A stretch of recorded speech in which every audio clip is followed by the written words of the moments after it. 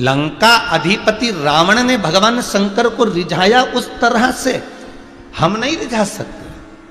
हमने तो कह दिया रावण इतना बलवान था, उसके पास में सोने की लंका थी, वो ऐसा था, वो वैसा था, पर उसकी तप साधना भी तो देखो,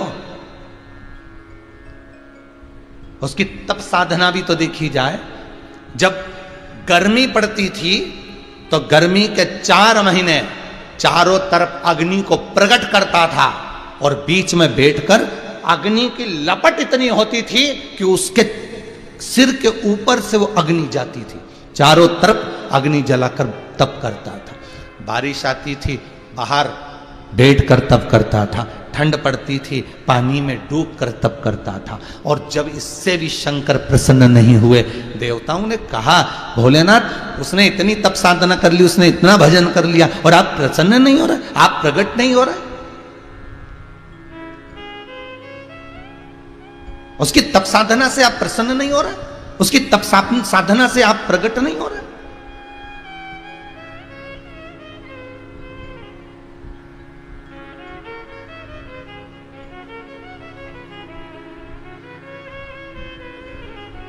भगवान कहते हैं इतनी जल्दी प्रसन्न नहीं होता, जरा वो निखरने दो और निखारने दो। सोने को जितना तपाओगे उतना निखरेगा, कुंदन उसका आनंद तभी तो बनेगा। और एक बार अगर तप गया, एक बार अगर निखर गया तो फिर उसमें कोई खोट नहीं रहेगा, और खोट नहीं रहेगा तो वो हॉलमार्क लगाकर बेचा जा सकता है कि ये कंपनी का है और इसकी गारंटी है, जितने में दिया गया उतने में लिया जा सकता है। पहले कोई गारंटी नहीं मिलती थी, पर आजकल गारंटी है हर चीज की, आप उतने में इसको वापस कर सकते हो, जितने का लेकर जा रहे हो उतने में प्राप्त वापस हो जाएगा। रावण को और तपाओ, और तपाया। जब तपता रहा रावण तो उसने विचार करा कि शिव प्रसन्न नहीं हो रहे, तो अपना शीश काट कर देना चालू कर दिया। और एक नहीं 9 शीश जब दे दिए, और 10वां शीश जब लंका का राजा रावण काट कर दे रहा था, 10वां शीश जब भगवान शिव को प्रदान कर रहा था, शंकर जी सामने प्रकट हो गए। रुक भाई, क्या चाहिए तुझे, बोल, इतना दे दिया तूने।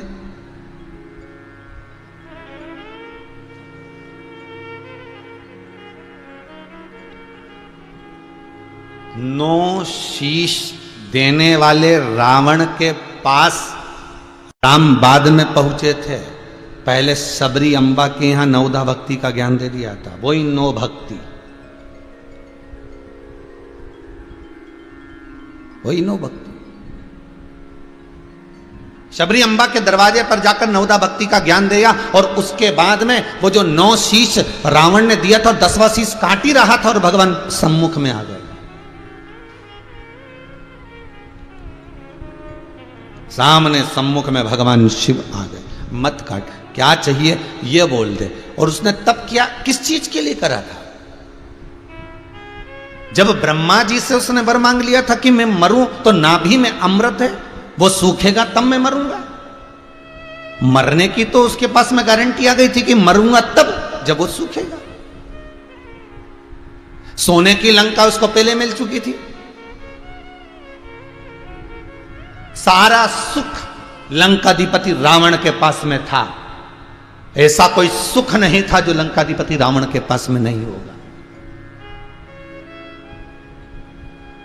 जितने ग्रह थे रावण के यहां पर थे, जितने देवता थे रावण के यहां हाजिरी में आते थे। जब दुनिया का सारा सुख उसके पास में है, सर्व सुख उसके पास में, तो फिर शंकर को क्यों रिझाया? शंकर को रिझाने का कारण क्या था? अरे साहब, आपके पास में गाड़ी है, बंगला है, फैक्ट्री है, दुकान है, जमीन है, जायदाद है, फार्म हाउस है, सारा सुख आपके बच्चे, बहुएं, परिवार, कुटुंब, बेटी, दामाद, नाती, पंती, पोता, पोती, सब कुछ है। सारे सुख आपके पास में, सर्व सुख, कोई कमी नहीं आपके पास। फिर कोई आपसे कहे कि जाओ अब शिव महापुराण की कथा सुनो, जाओ शंकर की कथा करवाओ, जब सारे सुख हैं तो मैं पुराण क्यों करवाऊं? जब सारे सुख हैं तो मैं कथा क्यों करवाऊं? अगर रावण ऐसा विचार कर लेता, जरा विचार करिए, तो चित्तवृत्ति कहां जाती? पर लंकाधिपति रावण के पास में स्वयं के मरने का भी एक आनंद उसके हाथ में था कि मेरी नाभि में बाण लगेगा और मैं मरूंगा। मंदोदरी मेरे पास में, एक रानी और मेरे पास में, विभीषण, कुंभकर्ण, बड़े बड़े असुर मेरे पास में हैं, सोने की नगरी मेरे पास में है, समुद्र के मध्य में मैं विराजमान हूं, मुझे किसी चीज का भय नहीं, सारे देवता मेरे पास में हैं। फिर आखिर ऐसी क्या जरूरत पड़ गई थी लंका के राजा रावण को कि वो लंकाधिपति रावण भगवान शंकर को शीश काट कर दे रहा था, इतने तप कर रहा था, इतनी साधना कर रहा था, फिर क्या जरूरत थी? तो भगवान शंकर ने पूछा, मांग तुझे क्या चाहिए, बोल तुझे क्या दिया जाए, बोल। लंकाधिपति रावण ने कहा, आपको कैलाश लेकर चलना, कैलाश से लंका लेकर चलना। देखिए कितनी सुंदर बात, आपको लंका लेकर चलना है। तो शंकर जी मुस्कुरा के बोले, तू मुझे लंका में ले जाके क्या करेगा, ये भी तो बता। तो रावण कहता है, रोज रोज मैं आऊं और कैलाश पे आके आपकी स्तुति करूं, भजन करूं, कीर्तन करूं, आपको जल चढ़ाऊं, आपको दूध चढ़ाऊं, आपका पंचामृत चढ़ाऊं, आपका स्नान कराऊं, इससे अच्छा है कि आपको ही लंका ले जाऊं, घर में जहां तुम बैठोगे वहां बिठाऊंगा, जैसा कहोगे वैसा करूंगा, जैसा आप कहोगे वैसा रखूंगा, और सुबह से उठूं और मेरे देवाधिदेव महादेव का मैं मुख देखूंगा, बस मुझे आपको लंका में रखना। पर भगवान शंकर मुस्कुरा के बोले कि तू मुझे लंका ले जाना चाहता है, मना नहीं है, मैं चलूंगा, पर तूने इतना तप करा, शीश काट काट के दिए, तूने इतना घोर तप करा, कहीं पानी में डूब कर, कहीं अग्नि में बैठ कर, तो केवल यही मांगने के लिए करा? तो रावण कहने लगा, और मुझे कुछ चाहिए ही नहीं, बस आप ही चाहिए, चलो। शंकर जी बोले, चलने को तो चलूं, पर जो पास में बैठी उससे तो पूछ ले।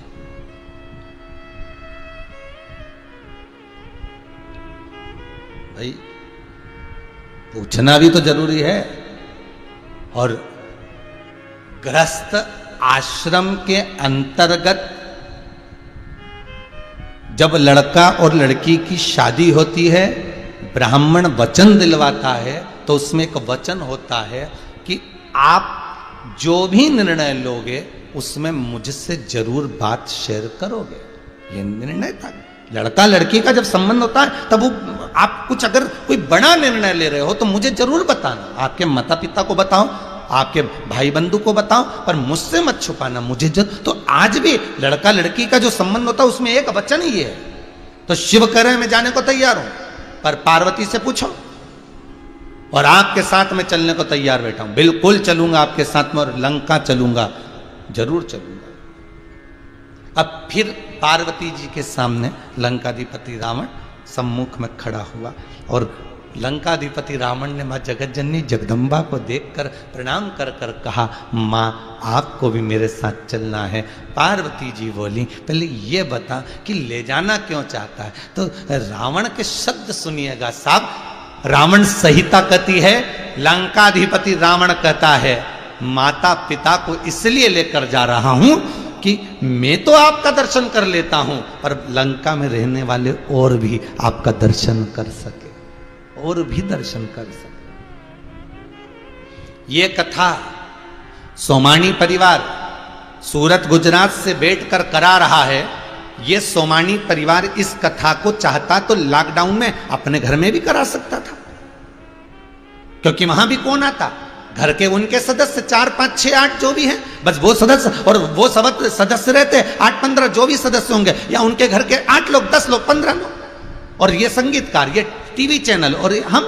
पर इस कथा को उन्होंने इस ऑनलाइन कराई, टीवी चैनल पर दी, फेसबुक यूट्यूब पर दिया, इस कथा को संपूर्ण विश्व में वितरित क्यों किया कि कथा तो हम सुन लेंगे, पर इस कथा को जब जगत तक जाएगी, जग कल्याण के लिए जाएगी, और पूरे विश्व में ये कोरोना महामारी जो फैल रही है, और जब इस कथा का संचार होगा, इस कथा को बोला जाएगा, और इसकी जो वाणी है, इसके जो शब्द हैं वो जो निकलेंगे, उससे हो सकता है ये वातावरण शुद्ध हो जाए और ये वायरस समाप्त हो जाए। इसलिए इस कथा को ऑनलाइन कर कर जग तक पहुंचाया, नहीं तो अकेले भी सुन सकते थे सोमानी जी।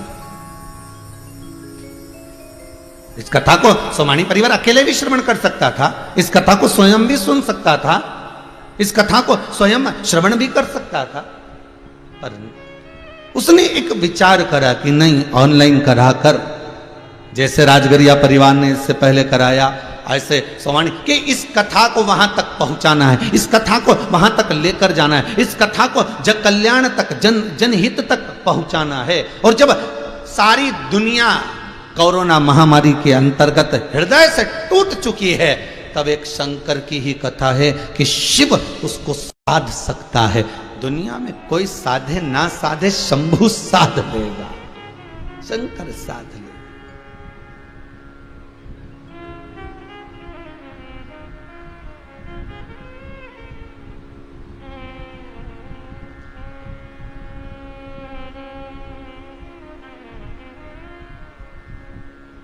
कल बालक पूछ रहा था, गुरुदेव मेरे साथ ही ऐसा क्यों होता कि गाड़ी लेके चला और कहीं ना कहीं थोड़ा ना थोड़ा उसमें कुछ हुआ। तो बाबा से कह देना, विश्वनाथ से कह देना, आटे में नमक, जब माँ रोटी बनाती है तो थोड़ा सा नमक डालती है। डालती क्यों है? कि स्वाद आएगा। और माँ इतना सारा नमक डाल दे तो कोई रोटी खा सकेगा क्या? नहीं। भगवान से कह देना, बड़ी कृपा कर रखी है भोलेनाथ, हो सकता है कोई मेरा ग्रह ऐसा बन रहा होगा जिसमें मेरे कुछ दुख के, कुछ एक्सीडेंट आदि के क्रम होंगे, पर तेरी कृपा है, आटे में नमक के बराबर धीरे धीरे मेरे उस ग्रह को तू काटता रहता है। तेरी कृपा है ये, तेरी करुणा है ये। वो धीरे धीरे, स्लो तो कहीं ना कहीं उस जो ग्रह आ रहा है, जो काल आ रहा है, उसको मेरा महाकाल धीरे धीरे कर कर उस ग्रह को काट रहा। तो उसको धन्यवाद देना, जैसे आटे में नमक डले और स्वाद आए तो ऐसा चल जाएगा, थोड़ा थोड़ा थोड़ा थोड़ा चल जाएगा, पर ज्यादा नहीं। आटे में नमक के बराबर झेल सकते, दुख सहन कर सकते, पर इतना मत तोड़ना कि तकलीफ हो। बाबा कृपा कर, और यही कृपा उसकी है। अगर थोड़ा बहुत तकलीफ आ रही है तो बाबा को धन्यवाद देना, ठीक है बाबा बड़ी कृपा, आपने प्रसाद दे दिया, बहुत कृपा करिए, संभलने का मौका दिया है, संभलने का मौका दिया। ये बाबा की कृपा है, ये बाबा की उदारता है।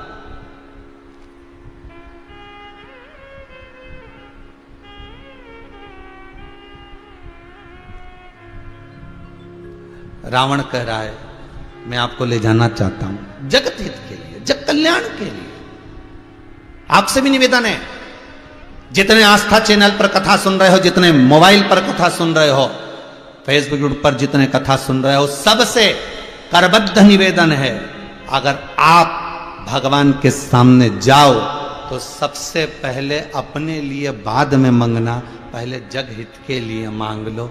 मेरे अड़ोसी पड़ोसी कुटुंब कबीला नाते रिश्ते सब सुखी रहे, भगवान ऐसी कृपा कर, कोई दुखी ना हो। सुखी रहे संसार में, दुखिया रहे न कोई, ये अभिलाषा मेरी है, सो भोले पूरी हो। सब सुखी रहे, सब आनंदित में रहे, आनंद मस्ती में और अलमस्त होकर। इसलिए हम बार बार कथा में कहते हैं, क्या किसको रोइए चादर तान कर सोइए, आग लगे बस्ती में अपन रहो मस्ती में। भगवान ने जितना शरीर दिया है, जैसा स्वरूप दिया है, जैसी भगवान ने कृपा करी है, उसमें इतने सुखी रहना कि तुम्हारे बराबर दुनिया का कोई सुखी व्यक्ति ना हो।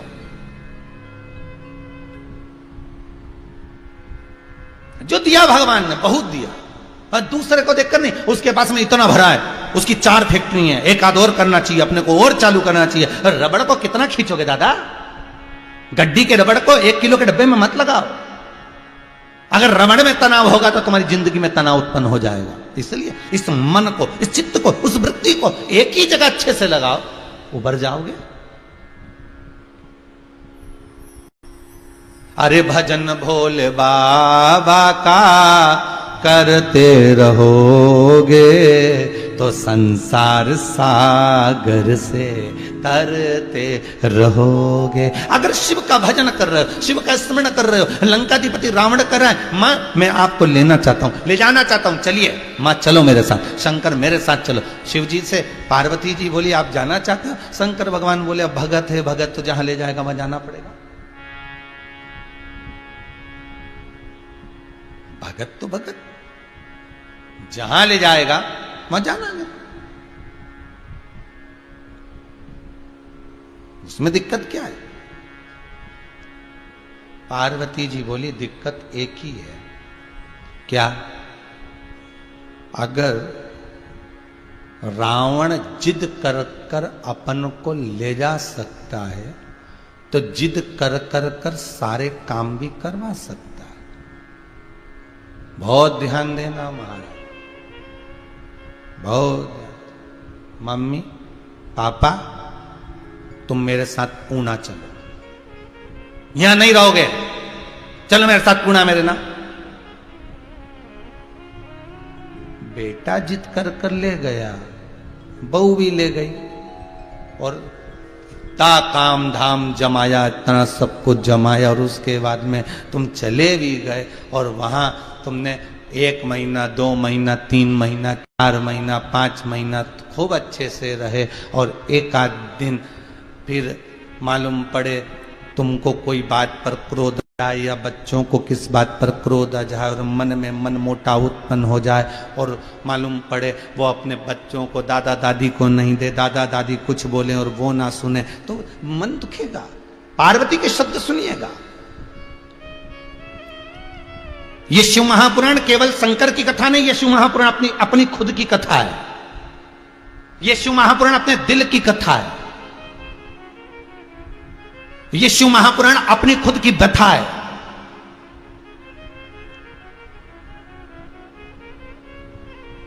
ये शंकर की कथा अपने ऊपर आधारित है, पूरी वेद व्यास जी लिखते हैं।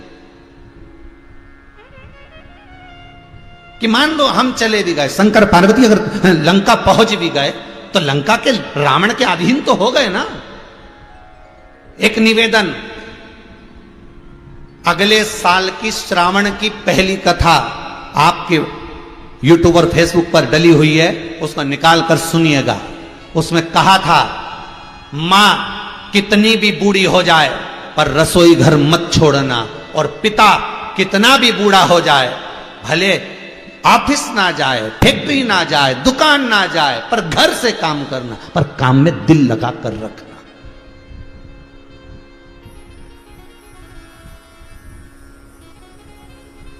कितने भी बूढ़ी हो जाओ रसोई घर मत छोड़ना। एक बार बहू बहुत अच्छी है, भोजन बनाएगी, बेटे बहुत अच्छे हैं, साधन करेंगे, सब कुछ होगा, पर अपने मन से एक बार रसोई घर में जरूर जाओ। और बेटा ला मैं दूध तपा देती हूं, तुम दोनों भोजन कर लो, तुम तीनों बैठ जाओ, तुम आप यहां बैठ जाओ, बैठो बेटा मैं कर देती हूँ। लाओ बेटा कोई काम है, बच्चों का टिफिन मैं बना देती हूँ, तुम तैयार हो करो बच्चों को। ये माँ का एक आनंद, एक सम्मुखता है कि वो पहुंचे रसोई घर में, कितनी भी बूढ़ी हो जाए, सब कितना भी बुजुर्ग बना जाए।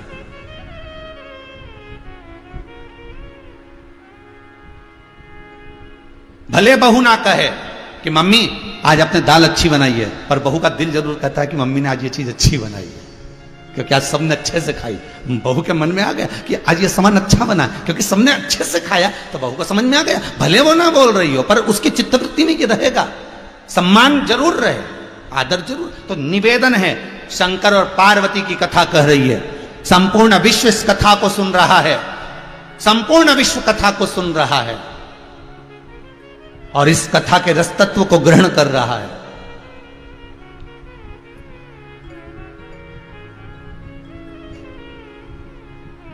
और यदि कथा श्रवण कर रहे हो तो पार्वती की कथा अपनी कथा, शिव की कथा अपनी कथा नहीं।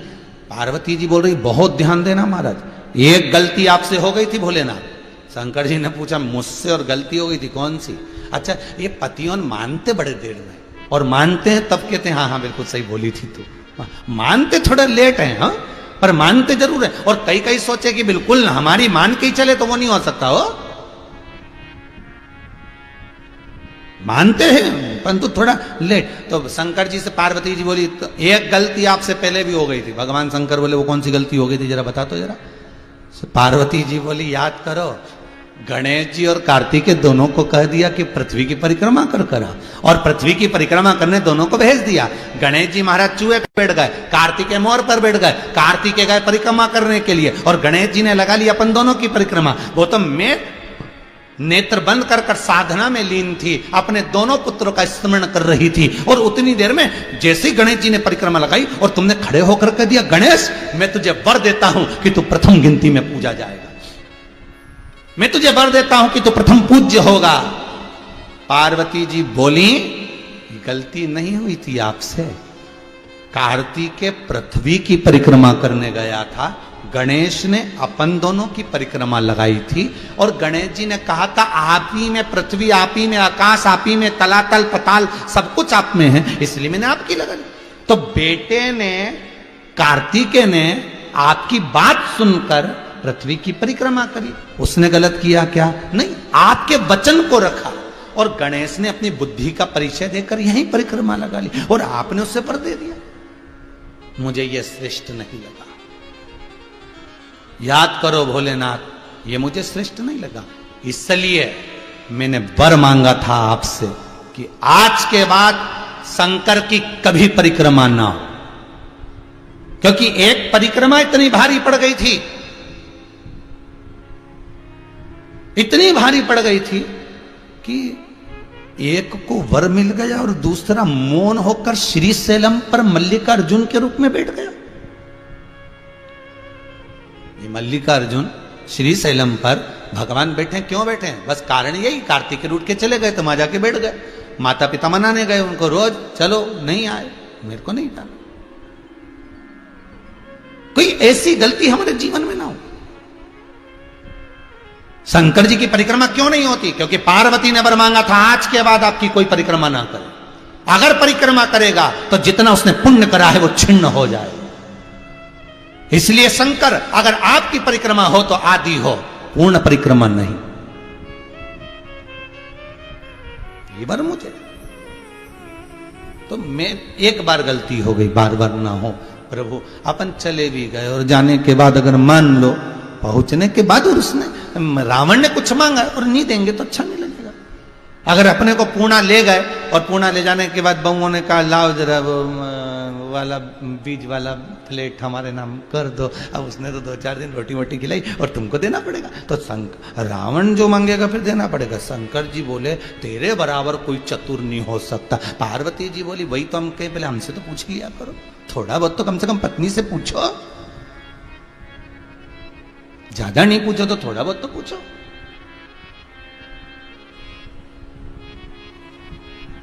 अब क्या करा जाए? मैंने रावण को वर दे दिया कि मैं तेरे साथ लंका चलूंगा। अब क्या करें?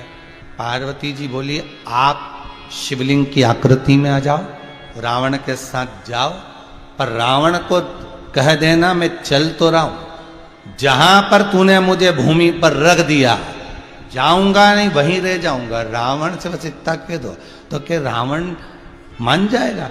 इतने में पार्वती जी बोली मैं रावण के नस नस को जानूं, इतना अहंकार भरा है, वो यूं ही कहेगा तुमसे कि मुझसे तुम नहीं उठोगे। जब मैंने कैलाश पर्वत उठा लिया तो तुम्हें उठाने में क्या दिक्कत? अब फिर देखो तुम तो चालू हो जाओ, बोल दो एक बार।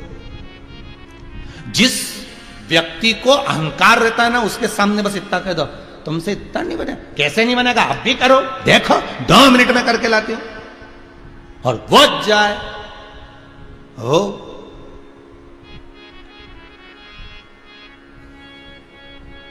वो तुरंत करके आ जाए, बस चढ़ाना ही तो था।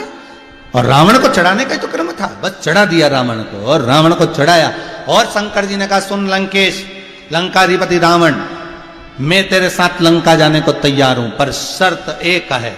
क्या? कि मुझे ले जाते अगर तूने बीच मार्ग में कहीं रख दिया तो मैं फिर चलूंगा नहीं, उठूंगा नहीं। रावण बोला, प्रभु आप मुझसे नहीं उठोगे? भगवान बोले, तो चल। तो कि पक्का चल। और जो लेके चले तो शंकर भगवान जाने से पहले पार्वती से बोले, अगर ये ले गया तो? पार्वती जी बोली, मैं भी तुम्हारी ही अर्धांगिनी हूं, चिंता मत करो। बीच रास्ते में, क्योंकि मैं जगदम्बा हूं, मैं जगदम्बा।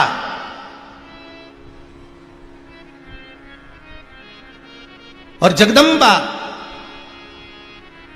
शास्त्र कहता है, शास्त्र वर्णन कर रहा, ये मांस, क्या चीज? मांस। ये मांस, ये रक्त, शरीर में जितना मांस और रक्त शरीर के अंदर रहता है वो माता की देन होता है। किसकी देन है? माता की। और शरीर में जितनी हड्डियां होती हैं और पेशियां होती हैं ये पिता की देन होती है। वो पिता की देन। मांस, रक्त ये मां का दिया है, हड्डी और पेशी ये पिता की देन। अगर मैं माता हूं और मैं जगदम्बा हूं, इसके शरीर में रक्त बनकर अगर मैं संचरित हो रही हूं, तो इसको बीच मार्ग में चलते चलते रक्त का प्रभाव इतना कर दूंगी कि इसको लघु शंका लगेगी। लघु शंका लगेगी तो पत्थर, शिवलिंग नीचे रखेगा तो फिर आगे तुम्हारी मर्जी, उठना ही मत। बस अब इतना तो मैं कर रही हूं और आगे तो तुम्हें देखना पड़ेगा ना, साधना तो पड़ेगा। इतना काम बस मैंने कर दिया, बहुत है उतना, अब आगे तुम करो। शिव जी बोले ठीक है, और शंकर चल दिया। फिर शंकर जी जाते जाते पार्वती से बोले, आ जाना। पार्वती जी बोले, तुम चलो तो। और चलते चलते चलते चलते और चितवन में पहुंचे, और वहां रावण को लघु शंका लगी तो उसने भगवान शिव को भूमि पर रखा, और रखा तो फिर उठाया आकर, तो उठा नहीं। रावण ने मन में सोचा उठ नहीं रहा, उठाया, फिर उठा नहीं। आखिरी में रावण जान गया कि ये जाने वाले नहीं है, मैं ही फंस गया बीच में, मैंने गलती कर दी जो ऐसा बोल दिया, हाँ चलेगा, अगर तो ये तो गड़बड़ी हो गई। रावण ने सोचा अगर ये मेरे यहाँ नहीं जाएंगे तो मैं कहीं नहीं रहने दूंगा, इन्हें जमीन में दबा दूंगा। और रावण ने अपना अंगूठा लगाया, और अंगूठा लगाकर रावण ने शिवलिंग को जमीन में धसाया। वो भूमि में शिवलिंग धस गया। थोड़ा सा भाग, मात्र 4, 8 और ये 3 उंगल, बस इसको मिला लो, इतना बड़ा शिवलिंग ऊपर रह गया, बाकी का सब जमीन में धस गया। और जिस अंगूठे से दबाया था इसलिए शिवलिंग पर आज भी अंगूठे का निशान, वही इस भारत की भूमि का वैद्यनाथ भगवान है। वही इस भारत की भूमि का वैद्यनाथ भगवान। आज भी वैद्यनाथ भगवान के ऊपर अंगूठे का निशान है। रावण जब धकाया था पूरा शिवलिंग नीचे चला गया, बस केवल 11 उंगल बचे, उतना शिवलिंग। और फिर उसने प्रयास करा, फिर दबाता, नहीं दबा, वापिस चल दिया, वापिस।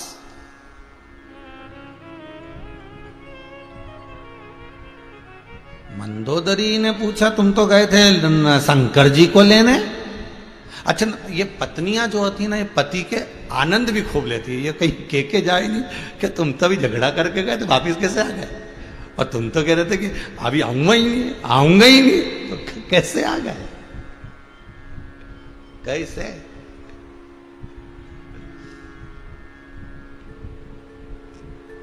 एक बार कजन कहाँ की बात है, राम जी कथा चल रही थी यहीं पर ऑनलाइन, और एक पत्नी का पति कहीं चले गया लड़ झगड़ के, और अब वो रात के 10 बज गई तो उसने तुरंत समिति को फोन लगाया, गुरुजी से बात करा, गुरुजी से बात करा। बड़ी रो रही थी बेचारी, गुरुजी से बात करा। इन्होंने पूछा हुआ क्या ये बता।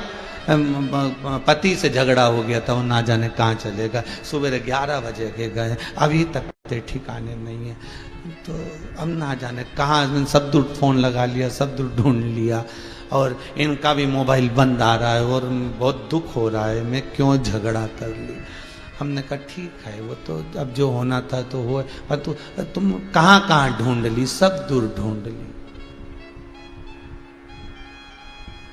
छत पे गई थी, बस वहां नहीं गई, चली जा। ऊपर जाए, फ्लाइट मोड पे मोबाइल कर लिया था उसने, और गेम खेल रहा था। गेम उसने वापस फोन करा, गुरुजी को धन्यवाद देना, मिल गया। मिल गया।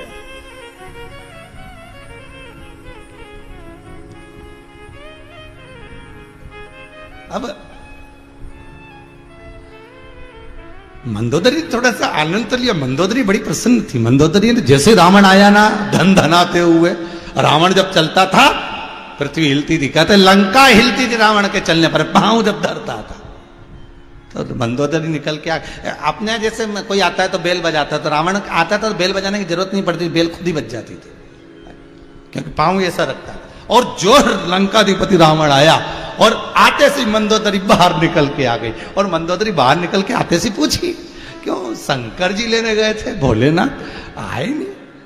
तो रावण बोला फालतू की बात करना मत, ला रहा था।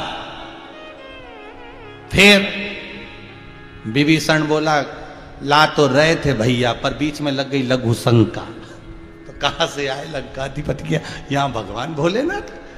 अब तो रावण को भीतर क्रोध आ गया, मंदोदरी कहकर अंदर चली गई। अच्छा, पत्नियों की आदत रहती, जो भी बोलना बोल बुला के रसोई घर में घुस जा, तुरंत कहा और गई, बोली और चली, वो रुकती नहीं है, बस कहे हुआ के वो जा रही, वो जा रही, वो पहुंच गई।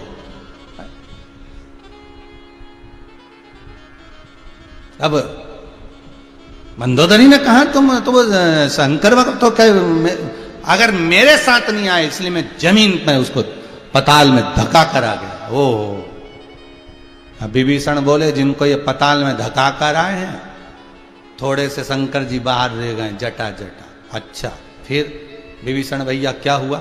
विभीषण के विष्णु भगवान, ब्रह्मा जी, इंद्र, वरुण देव, गरुण देव, जल देव सब पूजन कर रहे हैं उनकी प्रतिष्ठा, कि रावण छोड़ गया, अपने को मिल गए शंकर भगवान, प्रतिष्ठा कर,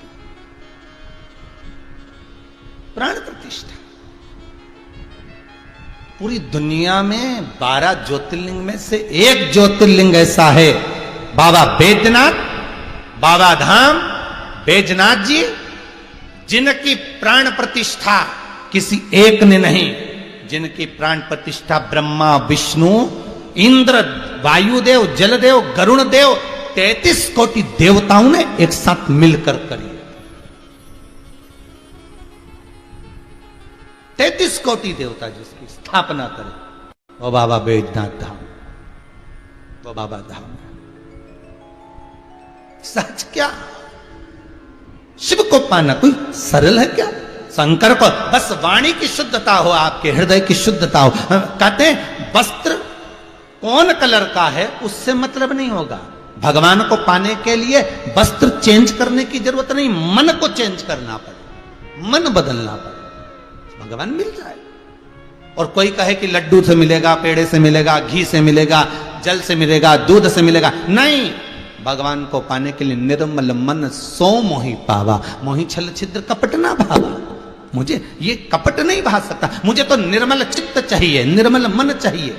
भगवान कहते मुझे बस अपना मन दे, अपनी वृत्ति दे। कोई किसी रूप में, कोई किसी रूप में पाता ही है, किसी ना किसी रूप में हम भगवान को प्राप्त कर सकते हैं। कोई आज टीवी चैनल के माध्यम से कथा चल रही है, कई जगहों में, घरों में, अगर टीवी के माध्यम से कथा नहीं पहुंच रही तो मीडिया वाले, पत्रकार बंधु अपने अपने प्रदेशों में, अपनी अपनी जगहों में, अपने अपने जिलों में अखबारों के द्वारा कथा पहुंचा रहा है। मतलब कथा किसी ना किसी रूप में, प्रसाद के रूप में पहुंच रही है। शिव महापुराण एक कथा पहले कही थी, इस कोरे कागज पर देखो, अखबार कंपनी भी कोरा कागज बुलाती है और उस पे न्यूज छापती है। कितनी भी अच्छी सी अच्छी न्यूज छाप दो, 4 दिन के बाद उस न्यूज पेपर पे लोग समोसा खाते दिखेंगे, पोया खाते दिखेंगे, कितनी भी अच्छी न्यूज छाप लो। और वही कोरा कागज गीता प्रेस गोरखपुर भेज दो, तो वो कागज पर जब गीता प्रेस गोरखपुर में उस पर रामायण भागवत गीता छपेगी तो कोई उस पर समोसा खाएगा, कोई उस पर पोया खाएगा? नहीं। उसी तरह ये हमारा जीवन है, हमारी ये आत्मा, हमारा ये मन, हमारी ये वृत्ति है। इसको अगर संसार की वस्तुएं छापोगे तो ये किसी काम की नहीं, और इस पे अगर भगवान का नाम छापोगे, इस मन पर, इस चित्त पर, इस वृत्ति पर, इस मन में अगर तुम शंकर का, राम का, कृष्ण का नाम एक बार तुमने छाप दिया, इस मन में शंकर की कथा को उतार दिया, तो इसकी कीमत अपने आप बढ़ गई। इसकी कीमत अपने आप बढ़, इसको कोई बढ़ाने वाला नहीं, खुद बढ़ती है।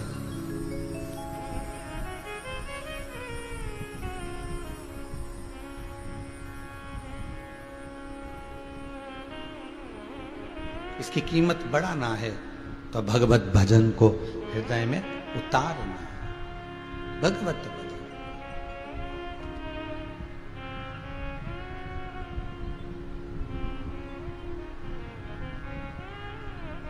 हे शंभु, हे त्रिकालदर्शी, हे कैलाशी, हे शंकर,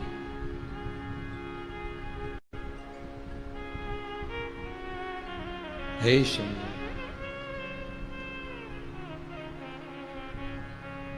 दूसरा कोई है ही नहीं।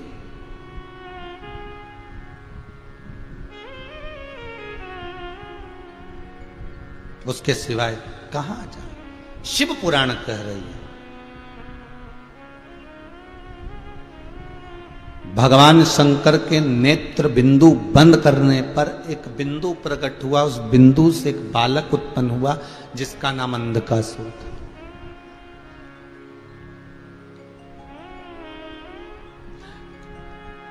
अंधकासुर अंधा नहीं था हो, नहीं तो कई लोग कह देते महाराज इसका नाम अंधकासुर रखा मतलब ये अंधा था क्या? नहीं, ये अंधा नहीं था। भगवान के नेत्र बंद करने के बाद एक बिंदु गिरा पृथ्वी पर, उससे जो प्रकट हुआ वो अंधकासुर। तो अंधकासुर अंधा नहीं था, अंधकासुर अंधा नहीं था, अंधकासुर ज्ञान से अंधा था। होता है ऐसा।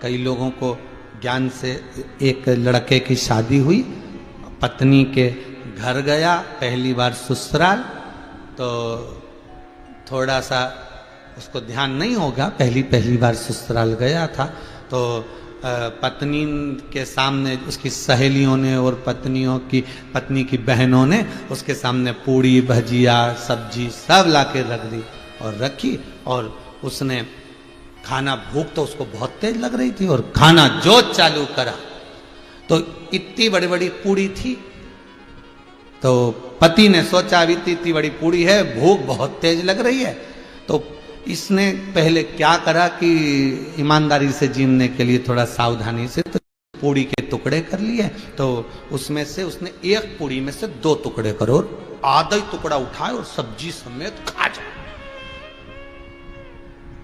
अब पत्नी को बड़ी शर्म आ रही, बताओ क्या कर रहे हैं भगवान, जैसे पहली बार खाने को मिला ससुराल में इज्जत खराब कर रहा था।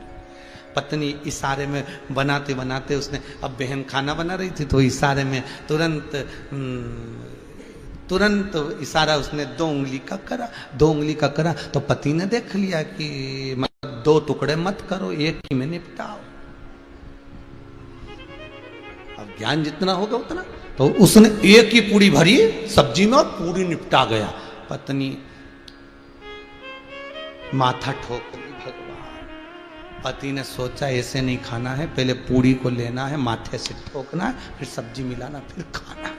तो उसने पूरी को लिया, सब्जी में भिड़ाया और माथे से ठोका, फिर खा गया।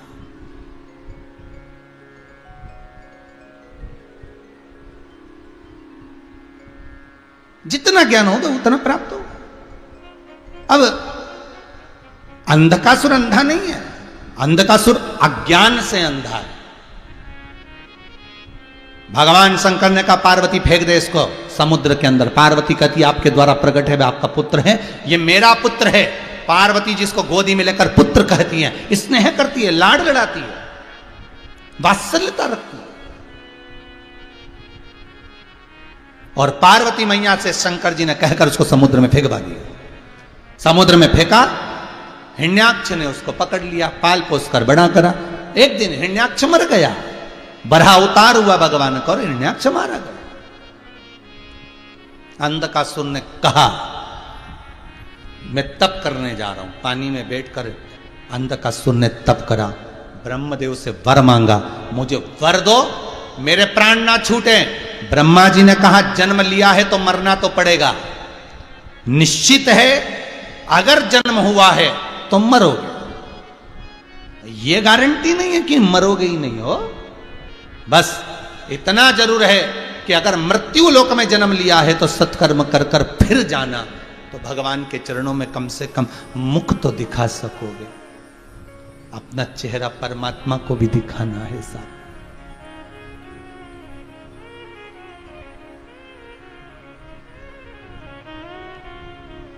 दुनिया के लोग आपको आपके कपड़े से, श्रृंगार से पसंद करेंगे, संत सद्गुरु आपको आपके चरित्र से, आपके हृदय से पसंद करेंगे, और परमात्मा आपको आपके दिल से, आपके भाव से, आपके मन से पसंद करेगा। उसकी पसंद करने का तरीका अलग है। वो आपका कपड़ा नहीं देखता, आपके वस्त्राभूषण नहीं देखेगा, उसको क्या करना है ये वस्त्राभूषण का, ये कपड़े का, ये दौलत का, उसको कोई मतलब। वो केवल अगर देख रहा है तो केवल आपका भाव। गया अंधकासुर ने ब्रह्मदेव से कहा मेरे प्राण ना छूटे। ब्रह्मा जी के मरना तो पड़ेगा, मरना पड़ेगा तो वर दे दो। जिस दिन मैं अपनी माता को गलत दृष्टि से देखूं उसी दिन मरूं, क्योंकि इसको मालूम था मेरी कोई मां है ही नहीं, क्योंकि मेरे पिता ने कहा तू तो पानी में बहकर आया था, मैंने तुझे पकड़ लिया, तेरी कोई माता नहीं। ओहो, बस वर मांग लिया। ब्रह्मा जी ने तथास्तु कर दिया। इसमें भी अकल होती तो इतना सोच लेता कि ब्रह्मा जी तथास्तु बोले मतलब माता जरूर है, पक्का है। दशरथ जी को कितनी सहानुभूति थी शांतिन मुनि के श्राप से, कितनी सहानुभूति थी दशरथ जी को। दशरथ जी के मन में जब जब दुख होता था कि मेरे घर में पुत्र नहीं है, मेरे घर में संतान नहीं, मेरे घर में औलाद नहीं, दशरथ जी दुखी होते थे।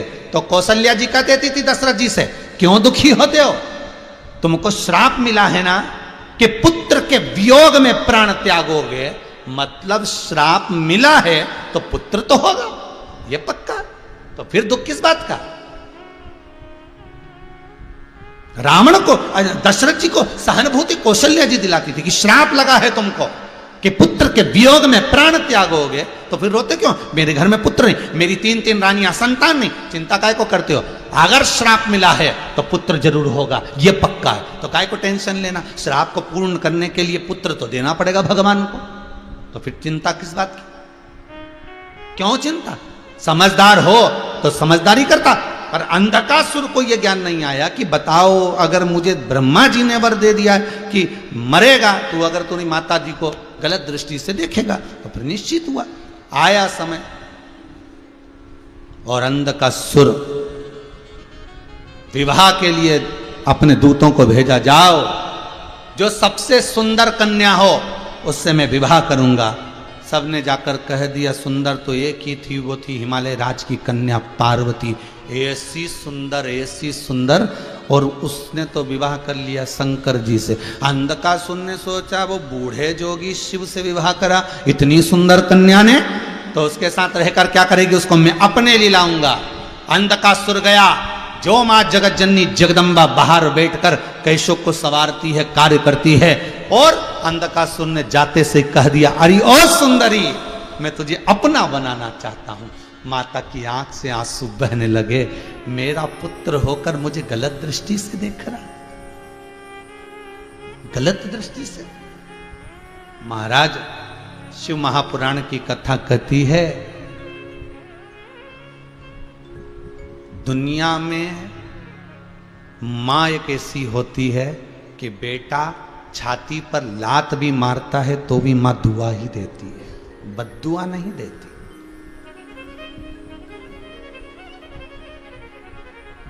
बद्दुआ नहीं देती।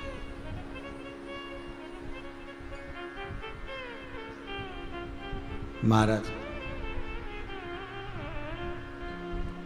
जिस घर में मां बाप की इज्जत नहीं होती, उस घर में देखना कभी बरकत नहीं होती। क्योंकि मां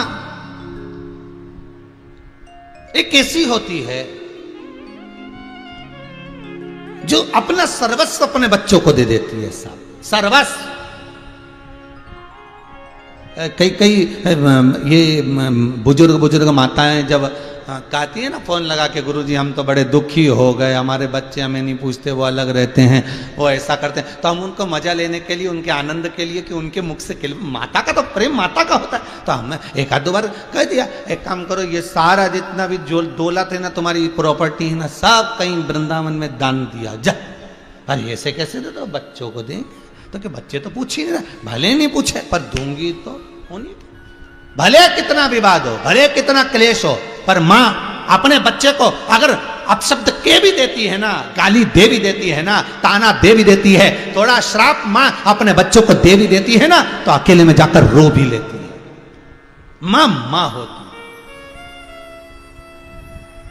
मां मां है।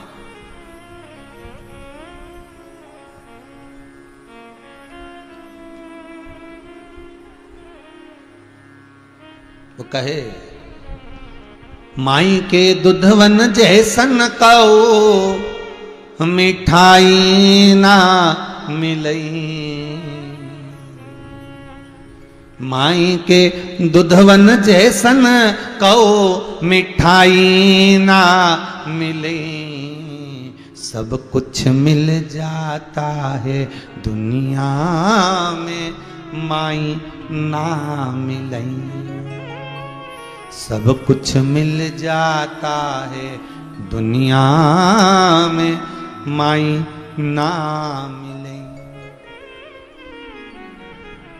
खुद गीले में सोती है, तुझे सूखे सुलाती। खुद भूखी रह जाती है, तुझे निवला खिलाती। माई के आशीष जैसन कऊ, आशीष ना मिलई। सब कुछ मिल जाता है दुनिया में, माई ना मिलई। दुनिया में सब मिल सकता है, ठाट बाट, संपदा, दौलत, धन, सत्ता, सब मिलेगा, पर मां नहीं। पहचान लो, जान लीजिए।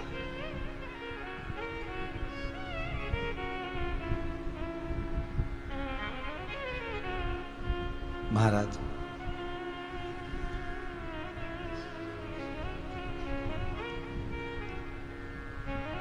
एक मैसेज पढ़ा था, शायद आपने भी पढ़ा होगा। टीचर ने अपने सारे स्टूडेंट को कहा, सारे बच्चों को कहा, कल सब स्वर्ग की मिट्टी लेकर आना, बैकुंठ की मिट्टी लेकर आना। सब बच्चे आ गए। टीचर ने पूछा, आप लाए हो? नो। आप लाए? नहीं नहीं नहीं। एक बच्चा बैठा था, आप लाए हो, उसने पुड़िया खोली, मिट्टी दे दी। टीचर बोली तुम मुझे बेवकूफ समझते हो, मूर्ख समझते हो? अपने घर की मिट्टी भरकर लेकर आ गया और मेरे से कहता बैकुंठ की मिट्टी है। ये सब बच्चे जो बोल रहे हैं तुम्हें वो बोलना चाहिए था, और तुम मिट्टी भर कर लाए हो। बच्चा कहता है टीचर, मिस, मैडम, ये स्वर्ग की मिट्टी है। स्वर्ग गया था तो नहीं, तो फिर मिट्टी कहां से आई? बच्चा कहता है मेरी मां के चरणों में सारी दुनिया का स्वर्ग है। उस माता के चरण की मैं मिट्टी लेकर आया हूं, तो ये स्वर्ग की ही तो मिट्टी है, ये वैकुंठ की ही तो मिट्टी है। महाराज, आज अंधकासुर की बुद्धि देखो कितनी अंधी हो गई, इसलिए इसको अंधकासुर कहा गया है, बुद्धि से अंधा हो गया। बुद्धि कितनी अंधी हो गई।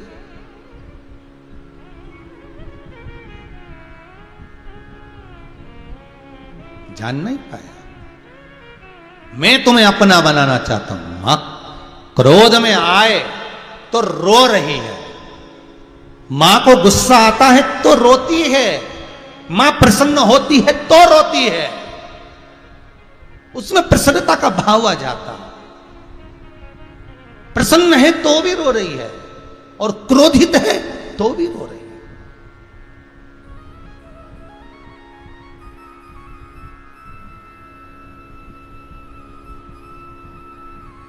सोमानी जी के यहां कल भाभी जी सोमानी जी की यहां से बोल रही थी, गुरुदेव 7 दिन कहां चले गए मालूम नहीं पड़ा, नैनों में जल भर रहा था। अर्थात जब बहुत प्रसन्नता भी होती है ना, कुछ मन की मनोकामना जब पूर्ण होती है ना, जब हृदय से शिव को याद किया जाता है कि यह मेरा शंकर, ये मेरा शंभु, ये त्रिकालदर्शी, ये कैलाशी ने मेरी सुन ली। और कहाँ 2023 में कथा मिल रही थी, कहाँ बाबा ने कृपा कर कर इतनी जल्दी करुणा कर दी। मतलब शंकर ने सुन लिया तो प्रसन्नता के भी नेत्र से अश्रु बह रहे थे, नेत्र प्रसन्नता के बह रहे थे। कितनी कृपा करी होगी साहब। फिर निवेदन करूंगा, जितने कथा श्रवण कर रहे हैं उनसे भी, जितने लोग पहले करवा चुके हैं और करवा रहे हैं उनसे भी, कहीं बाबा ने कृपा करी होगी, इसलिए ये शिव महापुराण की कथा हो रही होगी। कुछ उसकी कृपा जरूर है साहब, उसकी करुणा जरूर है, उसकी दया जरूर है, बहुत कृपा।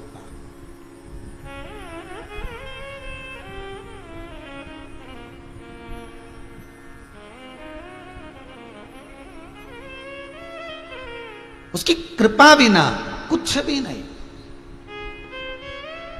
सोमानी जी इस कथा के बाद में अगली कथा जो है वो 30 तारीख से है, उसको मॉरिशस वाले करा रहे हैं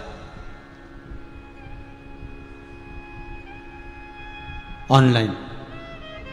उनका शब्द केवल इतना सा था, जब आशीष जी के पास उनने बुकिंग कराई मॉरिशस से, समीर जी के पास, तो उनका शब्द एक था कि इस कथा ने जो मुझे दिया है मैं शायद भूल नहीं सकती।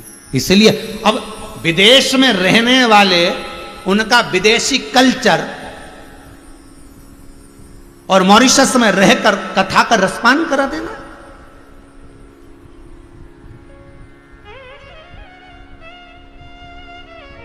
मैं वर्णन, जैसे सोमानी भाभी ने कहा कि मैं बखान नहीं कर सकती कि मुझे शंकर ने क्या दे दिया।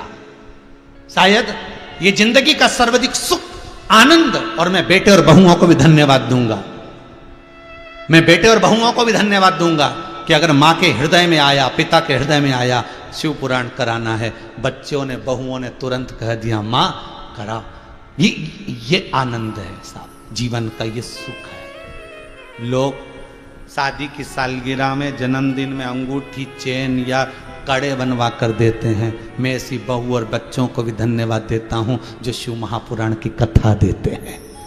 शंकर की कथा सम्मुख में दे देते हैं। ये आनंद का अनुभव है। ये आनंद का तात्विक सुख है। ये सुख नहीं मिल सकता जीवन में साफ। ये सुख का अनुभव बहुत कम हो पाता। हम सत्य कहें ना, धन में जो सुख नहीं वो नाम में सुख है। ऐसा 7 दिन कथा का जो रसतत्व आपने ग्रहण किया है ना, हर पल पल में आपको लगेगा मेरा शंभू बैठा है, मेरा शंकर है, मेरे सामने है, उसका प्रतिबिंब मैं देख रहा हूँ, उसके प्रतिबिंब को मैं देख रही हूँ। वो पंचामृत स्नान में भी सामने विराजा हुआ है। वो कथा के एक एक शब्द में, एक एक अक्षर में छुपा हुआ है। उसको पहचान, उसको जान।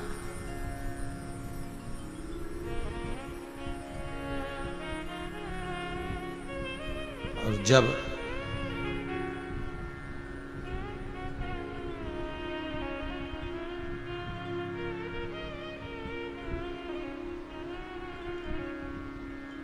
महाराज उसकी शरणागति, अंधकासुर जान नहीं पाया, पहचान नहीं पाया कि मैंने माता को गलत दृष्टि से देख लिया। मां रो रही थी, शिवा गए। शंकर ने देखा कि ये अंधकासुर पार्वती को अपशब्द कह रहा है, मां को गले लगाना था तो अपशब्द कह रहा है। शिव ने वहीं पर बटुक भैरव को प्रकट कर लिया।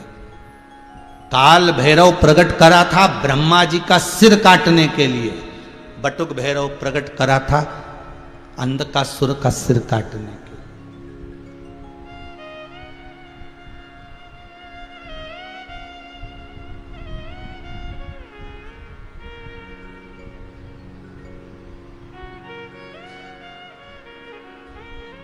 सिर कट गया, अंधकासुर मर गया। चित्तवृत्ति शिव के चरणों में छोड़ गया।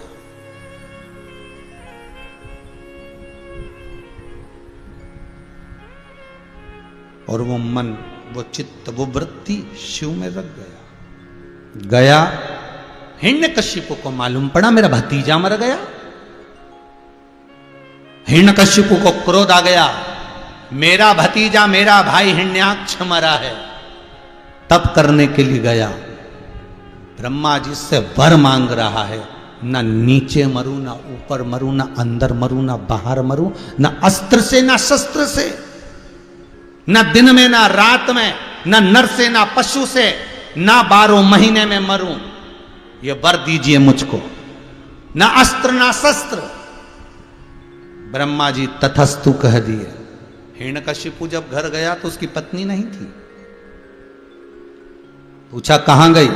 इंद्र ले गए। इंद्र क्या गए? तो पूछा इंद्र कहां है मेरी पत्नी? इंद्र कहता है तुम्हारी पत्नी को देवऋषि नारद ले गए। नारद जी क्यों लेकर गए? पता नहीं। नारद से पूछा मेरी पत्नी कहां है? नारद जी कह रहे हैं अपने बच्चे को दूध पिला रही है, अपने बालक को दूध पिला रही है, स्तनपान करा रही है। अंदर जाकर देखा, पत्नी को लिया। ये कौन? मेरा पुत्र। पुत्र? हां। लेकर गए। देवऋषि नारद जब बालक जा रहा था, नारद जी ने कहा इसका नाम प्रहलाद है, तुम्हें याद है? प्रहलाद है इसका नाम। लेकर जा रहे थे। नारद जी मुस्कुरा रहे थे, मैंने आज एक असुर के घर में, मैंने आज जिसके घर में भजन ही नहीं होता उसके घर में भजन को पहुंचा दिया। इसकी प्रसन्नता होना चाहिए। आपको इसकी प्रसन्नता होना चाहिए। ये कई लोग छोटे छोटे शिव महापुराण के जो उपाय या शिव महापुराण की कुछ कुछ कथाएं दुनिया के लोग काट काट के अपने अपने उस मोबाइल से सबके पास में भेजते रहते हैं कि शंकर की यह कथा सुनो, शंकर का यह अनुमोदन सुनो, शिव महापुराण का यह दृष्टांत सुनो, शंकर का यह आनंद सुनो। कई लोग एक दूसरे को मोबाइल में भेजते रहते हैं कि शंकर की यह कथा का रसास्वादन करो, यह संवाद सुनो, यह कथा सुनो।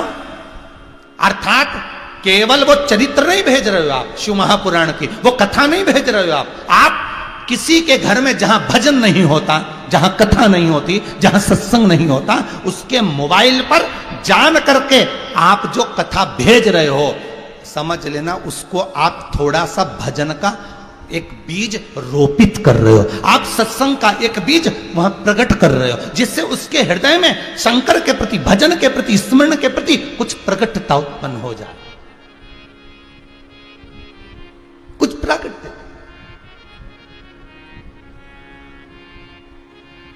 सुनो तो मेरा मन कर रहा है, आप थोड़ी देर 5 मिनट कथा सुनोगे। आज कथा का विराम दिवस हो जाएगा, अब अगली कथा कब आएगी? 30 तारीख से। 30 तारीख से कथा आएगी, जब तक विचार कर लेना। मैं श्री शिवाय नमस्तुभ्यम का जाप करूंगा, भले कोई बोले चाहे ना बोले, पर मन में विश्वास ले लो।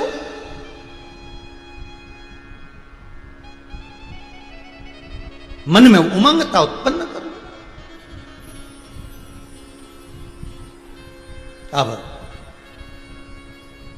खंबे में भगवान ने बिल्कुल गदा का प्रहार करा, केवल विश्वास आया और भगवान प्रकट हो गया। भगवान है ही ऐसा, विश्वास आया कि मतलब ये कह दिया कि खंबे में भगवान है तो देखता हूं है कि नहीं, और बस देखने के चक्कर में खंबा टूटा, नरसिंह भगवान प्रकट होगा। और नरसिंह भगवान प्रकट हुए तो प्रहलाद तो दूर हट गया नहीं, ये भागा हिरण्यकशिपु दरवाजे पर, भगवान नरसिंह ने पकड़ा, दहली पर बैठ गए नरसिंह भगवान, सुला लिया हिरण्यकशिपु को गोद में। अच्छा, किस्मत वाला तो था जो भगवान की गोद में सोया था, यह भी एक सोचने वाली बात। रावण भी किस्मत वाला तो था कि लक्ष्मण शेषनाग उनके पास ज्ञान लेने पहुंचा था। कंस भी किस्मत वाला तो था जिसको मारने के लिए भगवान कृष्ण को अवतार लेना पड़ा। ये राक्षसों ने कुछ तो अच्छा करा होगा जो भगवान इनके पास में आया।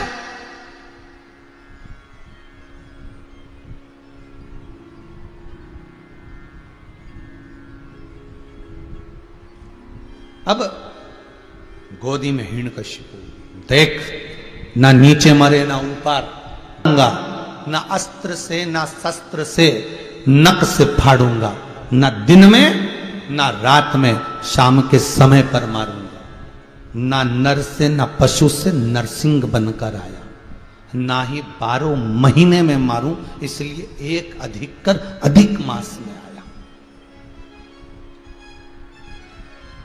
आज ही नरसिंह चतुर्दशी का ही दिन था, शाम का समय था, इसलिए आज भी सास बहुओं से कहती है शाम पड़े देली पे मत बैठ, क्योंकि कभी कभी शौक चलता है। अपन बहुत दिन हो गए दुल्हन बने हुए तो दुल्हन बनने का शौक होता है, दूल्हा बने हुए बहुत दिन हो गए तो दूल्हा बनने का शौक होता है। एक आध दिन नरसिंह भगवान बनने का शौक आ गया तो भगवान ने कहा देली पे जो बैठा उसी निपटाऊंगा।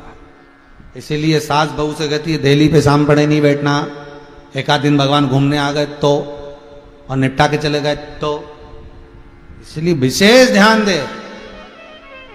शाम का समय उधर को फाड़ दिया, हाथों को निकाल लिया, गले में धारण कर लिया, देवताओं ने पुष्पों की वृष्टि करी, गंधर्व गान करे, अप्सरा नृत्य करी, बोल नरसिंह भगवान की जय।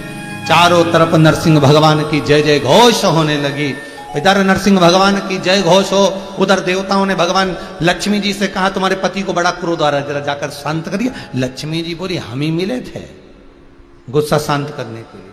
बहुत समझदारी रखना माताओं, पति को क्रोध आए पत्नी कभी उसके सामने ना जाए, नहीं तो बेल्ट पड़ा हो तो बेल्ट, तो जूता पड़ा हो तो जूता, हालत खराब हो जाए ऐसा काम मत करना। लक्ष्मी जैसी समझदारी करना। प्रहलाद को आगे भेज दिया तो पति को क्रोध आए तो घर के बच्चों को आगे कर दो, जा पापा को चाय देकर, जा पिताजी को जाके नाश्ता देकर, और तुरंत क्रोध बच्चों को देखकर शांत हो जाए। पर नरसिंह भगवान का क्रोध, प्रहलाद सामने आ गया, गोदी में बिठा लिया, जिह्वा से चाट लिया, और प्रहलाद नीचे भी उतर गया। ज्ञानों का उपदेश भी दे दिया नरसिंह भगवान ने, और ज्ञानों का उपदेश दिया, और उपदेश देने के बाद नरसिंह भगवान वहां से चले गए।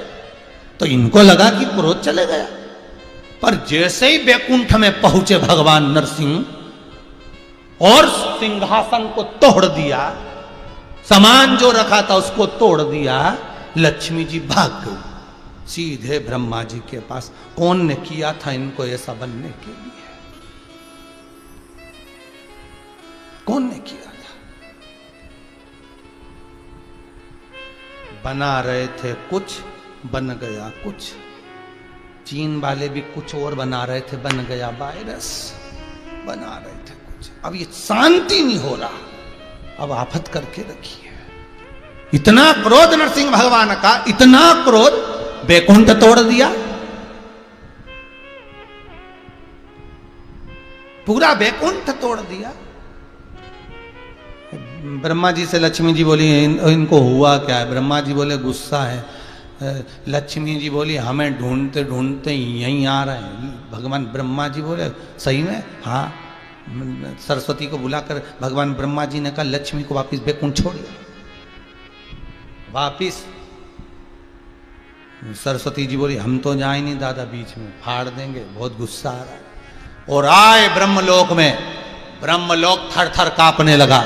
इंद्रलोक में पहुंच गए, इंद्रलोक को तोड़ फोड़ कर दी, सारे लोगों को तोड़ते फिर रहा है। सारे देवताओं के जितने लोक थे सब तोड़ फोड़ कर दी नरसिंह भगवान ने। नरसिंह भगवान की जय जयकार हो रहा है, सब देवता भागते फिरे, एक भी नहीं रहे, सब नीचे आ गए मृत्यु लोक में, क्योंकि ये मृत्यु लोक से ऊपर गए।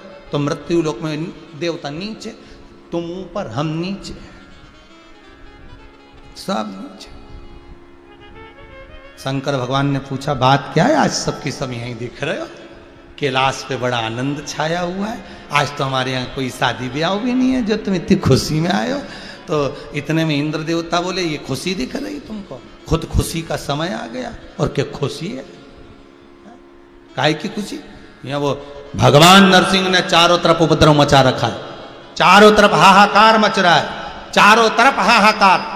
क्या करना है बताइए? शंकर भगवान बोले गुस्सा शांत करने का एक ही तरीका है, इनको इनके घर पहुंचाना पड़ेगा। तो घर जाने के लिए क्या करा जाए आप बताओ? भगवान शंकर ने कहा मैं सरम्भ पक्षी का रूप रखूंगा, तुम सब मुझ में समा जाना, तुम्हारा बल मुझे चाहिए, तब जाकर मैं नरसिंह भगवान को उठा सकता हूं। शंकर भगवान ने सरम्भ पक्षी का रूप रखा, उड़ते उड़ते गए शंकर भगवान, नरसिंह भगवान को पंजे में पकड़ा, ले जाकर बद्रिकाश्रम में अलखनंदा नदी में पटक दिया।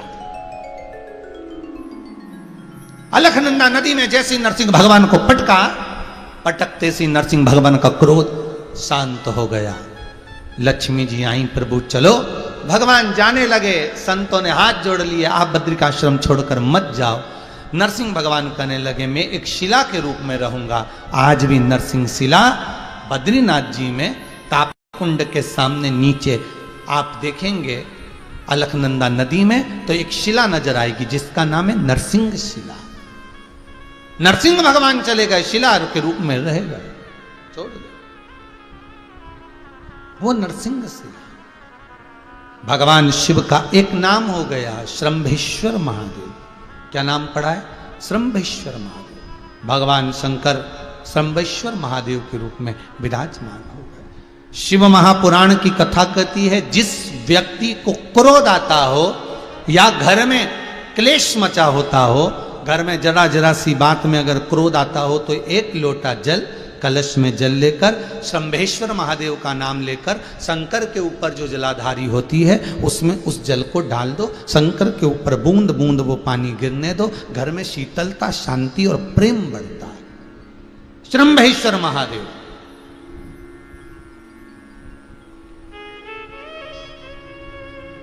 भगवान शिव का एक स्वरूप, एक आनंद श्रम्भेश्वर के रूप में।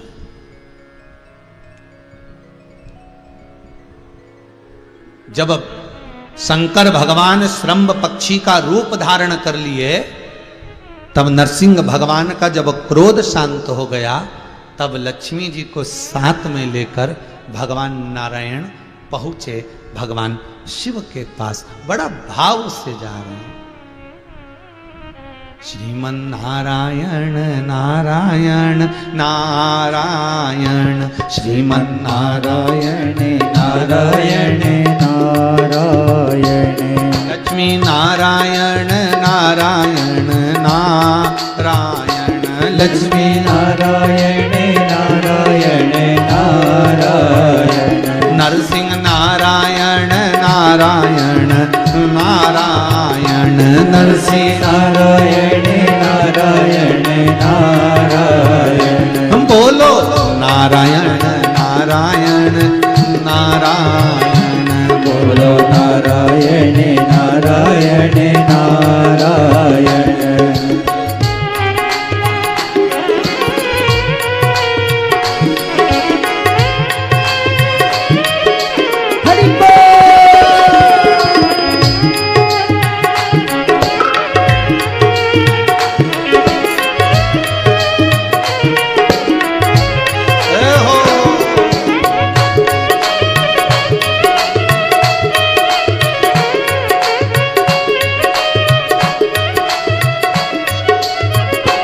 लक्ष्मी नारायण नारायण नारायण, लक्ष्मी नारायण नारायण नारायण। ओम नरसिंह नारायण नारायण नारायण, नरसिंह नारायण नारायण नारायण।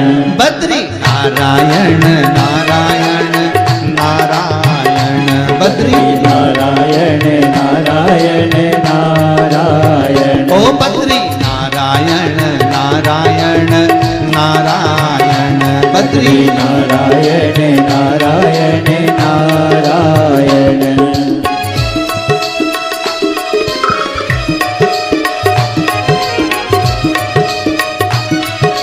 हरि बोल।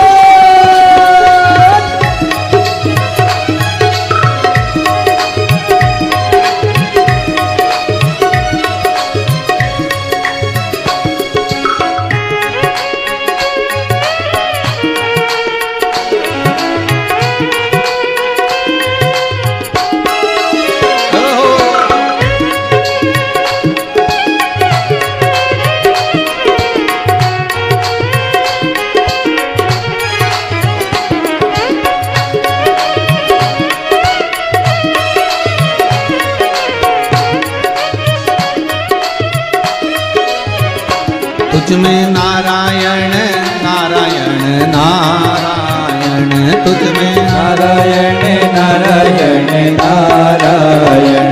मुझमें नारायण नारायण नारायण, मुझमें नारायण नारायण नारायण। सब में नारायण नारायण नारायण, सब में नारायण नारायण नारायण। सब में नारायण नारायण नारायण, सब में नारायण नारायण नारायण। बोल लक्ष्मी नारायण भगवान की जय। श्री नरसिंह भगवान लक्ष्मी जी के साथ श्रम्भेश्वर भगवान के पास में पहुंचे। शंकर भगवान का स्वरूप देखकर बड़े आनंदित हुए। लक्ष्मी नारायण भगवान ने शंकर भगवान की पूजन करी। वही श्रम्भेश्वर रूप लक्ष्मी नारायण भगवान के द्वारा पूजा गया। लक्ष्मी नारायण भगवान स्वयं श्रम्भेश्वर भगवान का स्मरण करते हैं, पूजन करते हैं, अर्चना करते हैं, उसकी भक्ति में डूबे रहते हैं। आगे जो चरित्र आया है शिव महापुराण में, सुंदर वेद व्यास जी महाराज 12 ज्योतिर्लिंग का स्मरण करा रहे। महाराज शंकर भगवान के ऐसे कई स्वरूप हैं, ऐसे कई उपलिंग हैं। केवल ज्योतिर्लिंग से मतलब नहीं, शंकर भगवान के उपलिंग, जहां जहां शंकर, चाहे नया मंदिर हो, चाहे पुरातन मंदिर हो, चाहे कैसा भी मंदिर हो, शंकर का शिवलिंग अगर वहां विराजमान है तो जान लेना कि मेरा शंकर, मेरा शंभू वहीं बैठा है सामने आपके सम्मुख में।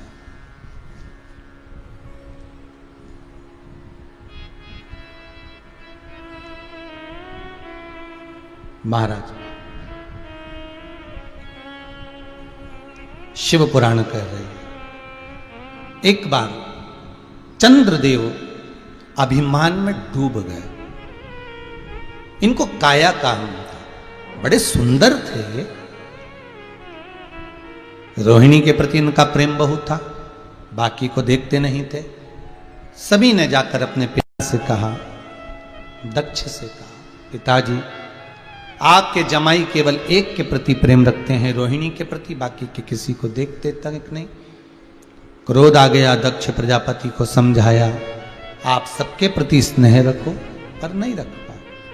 क्रोध में आकर दक्ष प्रजापति ने श्राप दे दिया है, चंद्र मैं तुम्हें श्राप देता हूं, तुम्हें काया का रोग होगा और तुम्हारी काया छिन्न होगी। चंद्रदेव की काया पानी जैसी गल गल कर गिरने लगी।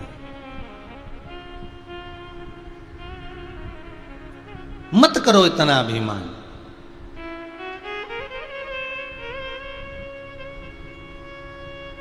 अहंकार कब टूट जाए इसका कोई भरोसा नहीं। कोई भरोसा नहीं। और अहंकार जब टूटता है तो दिल रोता है। चंद्रदेव का शरीर जब इतना हम में फूल गए थे, इतना सुंदर स्वरूप है मेरा, गया शरीर, बिलखते हुए देव ऋषि नारद के पास गए। नारद जी कुछ कृपा कर दीजिए। नारद जी बोले एक ही काम हो सकता है, आप शंकर के शिवलिंग का निर्माण करो, उसका पूजन करो। शिवलिंग का निर्माण कर कर चंद्रदेव ने पूजन करी, शिव का दर्शन हो गया। सरल है शंकर। उनको चाहिए क्या?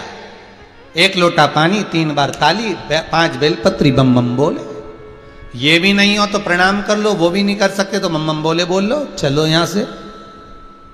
ये भी नहीं कर सकते तो दर्शन ही कर लो, बहुत है उतना। अब काया का रोग मिट गया। भगवान शंकर सोमेश्वर महादेव के नाम से विराजमान हो। आगे वर्णन आया श्री मल्लिकार्जुन का। माता पिता से रुष्ट होकर कार्तिकेय महाराज श्रीशैलम पर जाकर बैठ गए, जहां पर माता और पिता दोनों मनाने के लिए पहुंचे तो भगवान मल्लिकार्जुन के रूप में विराजमान हुए। अगला वर्णन आया है कालों के काल महाकाल दूषण नाम का राक्षस, जो ब्राह्मण के बच्चों का रक्त पीता था, उसको देखकर सारे ब्राह्मणों ने शिव को पुकारा। भगवान शंकर बोले मैं इसको मारने को तो मार दूं, पर इसको वर मिला है कि ये 84 रूप रख सकता। तो फिर अगर मेरी बहन छिप्रिया आए, मैं जिस समय पर इसको मारूं, इसका रक्त गिरे, तो छिप्रिया पानी के रूप में आकर इसके रक्त को धो दे, तो इसका रूप नहीं आएगा और ये मर जाएगा। छिप्रिया को आने में देरी हो गई। शंकर भगवान ने दूषण नाम के राक्षस को मारा। दूषण नाम का राक्षस ने 84 रूप रख लिए। अब 84 रूपों को कैसे मारूं? जैसे छिप्रिया को मालूम पड़ा कि इसने 84 रूप रख लिए, मेरे आने में देरी हो गई, छिप्रिया ने पानी का रूप लिया, शंकर के ऊपर जाकर चढ़ गई और चढ़ी तो पानी के जल से अपने भाई के टुकड़े कर दिए छिप्रिया ने। उसी का नाम छिपरा हुआ। शंकर भगवान के 84 टुकड़े कर कर 84 रूप शंकर ने बना लिए, और बनाने के बाद भगवान शंकर 84 रूप में आकर तब जाकर उस 84 रूप रखे हुए दूषण नाम के राक्षस का संहार करा। पूरी दुनिया में केवल एक उज्जैनी ऐसी है जहां शंकर भगवान 84 रूप में विराजमान है, जहां पर भगवान 84 महादेव के रूप में विराजित है। बाबा देव अधिदेव महादेव की कृपा है। 84 रूप में विराज। दूषण नाम के राक्षस का काल बन के प्रकट तो भगवान महाकाल बन गए। अगला वर्णन आया ओमकारेश्वर। बिंद नामक पर्वत ने तप करा, भगवान ओमकार के रूप में आकर दर्शन दिए। तीसरा वर्णन, अगला वर्णन है श्री केदारनाथ। नर नारायण भगवान ने तप साधना कर कर भगवान को वहां प्रकट करा। एक कथा मिलती है, भगवान जब पशुपति रूप धरे थे तब उनका गला कटकर शीश गया, नेपाल में धड़ बना, तो केदार में भगवान को वही धड़ की पूजन आज भी होती है। शंकर भगवान को केदारेश्वर में सबसे ज्यादा अगर कुछ चढ़ता है तो घी चढ़ता है। केदारेश्वर में घृत वहां चढ़ा है। भगवान केदारेश्वर के रूप में विराजमान हुए। अगला वर्णन आया है भीमाशंकर। कुंभकर्ण की धर्म पत्नी करकटी, करकटी का पुत्र था भीम, जिसको मालूम पड़ा कि तेरे पिता का वध देवताओं ने करा है, देवताओं से बदला लेने के लिए सारे मंदिर देवालय तोड़ दिए थे मृत्यु लोक के। ब्राह्मण संतों को मारना प्रारंभ करा। ब्राह्मण संतों ने शिव की आराधना करी, भगवान शंकर पधारे और भीम का संहार करा। शिव जी का नाम भीमाशंकर हो गया। अगला वर्णन आता है काशी विश्वनाथ। मनु शत्रुपा ने तप कर कर भगवान को काशी में विराजमान। शनि महाराज का जब एक पांव खराब हो गया, आंखों में जल भर कर जा रहे थे, तो देव ऋषि नारद ने कहा गंगा के घाट पर आप एक शिवलिंग का निर्माण करो और उस शिवलिंग की आराधना करो। वही विश्वनाथ हैं जिनका निर्माण शनि महाराज ने करा था। कहते हैं दुनिया के लोगों को शनि लगता है, पर शनि को शंकर लगता है। इसलिए जिसको 2.5 लग गया, ढैया लग गया, 7.5 लग गया, घबराना नहीं।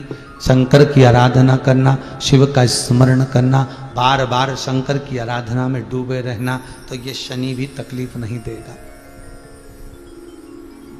शनि भी तकलीफ नहीं। महाराज भगवान विश्वनाथ के रूप में विराजित। अगला वर्णन आया है त्र्यंबकेश्वर। गौतम बाबा पर गौ हत्या का दोष लगा, अहिल्या माता ने ब्रह्मा विष्णु महेश का स्मरण करा, 3 शिवलिंग अंगुष्ठ की आकृति के प्रकट हो गए, उसमें से जल की धार निकली। वो जल की धार जैसे ही बाहर की ओर आई, उस जल की धार में स्वयं गौतम बाबा ने स्नान किया, तब जाकर गौ हत्या के दोष से मुक्त हुए। गौ हत्या के दोष से तब मुक्त हुए, भगवान त्र्यंबकेश्वर के रूप में विराजमान हुए। अगला वर्णन है श्री वैद्यनाथ जी। वैद्यनाथ जी की कथा भी इससे पहले भी श्रवण कराई। रावण शंकर भगवान के स्वरूप को लेकर जा रहा था, लघु शंका लगने पर भूमि पर रखा, वही वैद्यनाथ जी के रूप में विराजमान हुए। अगला वर्णन आता है नागेश्वर। दारुक नाम के राक्षस ने बहुत उपद्रव मचाया, तब देव अधिदेव महादेव ने आकर उस दारुक नाम के राक्षस का संहार किया और भगवान नागेश्वर के रूप में विराजमान हुए। अगला वर्णन है श्री रामेश्वर।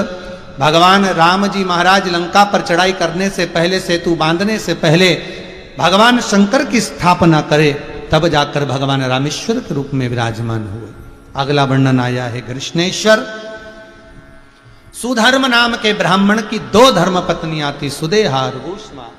महाराज घुष्मा को पुत्र हुआ, सुदेहा के यहां संतान नहीं थी। तब सुधर्म ने कहा, ए सुदेहा, ए घुष्मा, तुम अपना पुत्र सुदेहा को दे दो। सुदेहा को पुत्र दिया, पुत्र बड़ा हुआ, उसका विवाह हुआ, घर में बहू आ गई। बहू को मालूम पड़ा कि मेरी असली सास तो घुष्मा है, ये नहीं है सुदेहा। इसने सुदेहा को पूछना बंद कर दिया। जैसे ही सुदेहा को पूछना बंद करा, सुदेहा को क्रोध आ गया, बेटे के टुकड़े कर कर कपड़े में बांध कर तालाब में फेंकी आई। जैसे ही तालाब में फेंका, घुष्मा शंकर भगवान के शिवलिंग का निर्माण करती थी पार्थिव, और पूजन करने के बाद तालाब में विसर्जन करने जाती थी। आज विसर्जन करने गई तो याद आया, हे भोलेनाथ, मेरे बेटे को बहुत दिन से नहीं देखा। तब जाकर बेटा, मरा हुआ पुत्र 7 दिन बाद भी तेड़ता हुआ बाहर आया, वही भगवान कृष्णेश्वर के रूप में विराजमान हो गए। बोल कृष्णेश्वर महादेव की जय। भगवान 12 ज्योतिर्लिंग के रूप में विराजमान होते हैं। इधर तुमरुका जी चंचुला देवी के पति के लिए जो कथा कह रहे थे, शंकर पार्वती जिसके मुख्य यजमान बनकर विराजित हुए थे, भगवान शिव और पार्वती जहां विराजमान हुए थे, शंकर पार्वती ने जब कथा का रसास्वादन करा, स्मरण किया, तब कहा, हे तुमरुका जी, आपने जो कथा कही है वो आनंद की देने वाली है। भाव और श्रद्धा से जो जीव इस कथा को श्रवण करता है वो आनंद को पा जाता है। तुमरुका जी, चंचुला देवी इस कथा को श्रवण करी वेधव्य होने के बाद भी ये पति के धाम को जाती है और अखंड सौभाग्यवती होती है। हे तुमरुका जी, इस पावन कथा को श्रवण कराकर अपने संसार का, जगत का उद्धार करा है। शिव जी ने अपने मस्तक की बेलपत्र को उतारकर शिव पोथी को समर्पित करा। शंकर जी की पोथी पर जब बेलपत्र दी, तुमरुका जी ने कहा, भोलेनाथ, अगर आप इस शिव महापुराण को श्रवण कर कर कुछ दक्षिणा देना चाहते हैं तो इतनी दे दीजिए कि जो बेलपत्र आपकी इस पोथी पर चढ़ी गई है विराम दिवस की, उसको आप कुबेर के खजाने को भरने वाली कर दीजिए। शंकर भगवान वो पोथी पर चढ़ी बेलपत्र कुबेर खजाने को देने वाली करी। शंकर भगवान ने आनंद से इस पोथी को प्रणाम कर, नमन कर, शिव कहते हैं, सुनो तुमरुका जी, संसार में कलिकाल में जो इस घोर कलयुग में शिव महापुराण की कथा को श्रवण करता है, वाचन करता है या कथा करवाता है, उसकी मनोकामना शंकर कहते हैं मैं स्वतः पूर्ण कर देता हूं।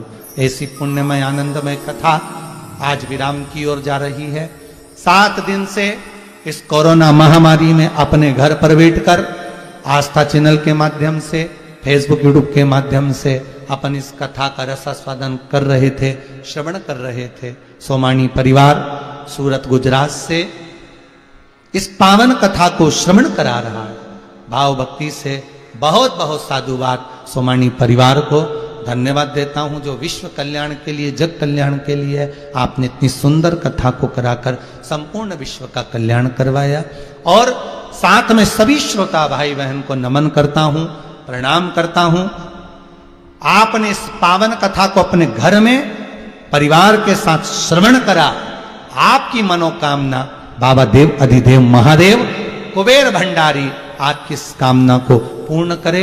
आप भी प्रेम से श्री शिवाय नमस्तुभ्यम का स्मरण करते रहें। बाबा फिर 30 तारीख से कथा का रसास्वादन वही यही आनंद से 2 बजे से 5 बजे तक यही आस्था चैनल पर फिर कथा का रसास्वादन करेंगे भाव भक्ति से।